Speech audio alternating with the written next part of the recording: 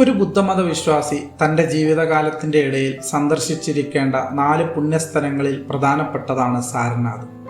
സാക്യവംശത്തിലെ രാജാവായിരുന്ന ഗൗതമ ബുദ്ധന് ബീഹാറിലെ ബോധഗയയിൽ വെച്ച് തൻ്റെ 35ാമത്തെ വയസ്സിൽ ജ്ഞാനോദയം ലഭിച്ചതിനു ശേഷം തന്നെ വിട്ടുപോയ 5 സഹയാത്രികരെ തേടി സാരനാഥിലേക്ക് എത്തിച്ചേർന്നു.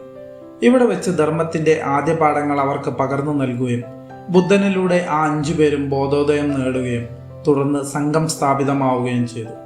ബുദ്ധം ശരണം, ധർമ്മം ശരണം എന്നിവയ്ക്കൊപ്പം 3ാമത്തെ സംഘം ശരണം എന്ന അഭയമന്ത്രമുണ്ടായത് ഇവിടെ വെച്ചാണ്. ചൈനീസ് സഞ്ചാരിയായ ഉയാൻസാങ്ങിൻ്റെ യാത്രാവിവരണ ഗ്രന്ഥത്തിൽ സാരനാഥിനെ കുറിച്ച് പ്രതിപാദിക്കുന്നുണ്ട്. മൗര്യ ചക്രവർത്തിയായ അശോകന്റെ കാലത്ത് BC 3ാം നൂറ്റാണ്ടിൽ നിർമ്മിച്ച അശോക സ്തൂപത്തിൽ നിന്നുമെടുത്ത ഇന്ത്യയുടെ ദേശീയ ചിഹ്നമായ അശോക സ്തംഭവും പതാകയിലെ അശോക ചക്രവും ഇവിടെയുള്ള ആർക്കിയോളജിക്കൽ മ്യൂസിയത്തിൽ സംരക്ഷിച്ചിട്ടുണ്ട്.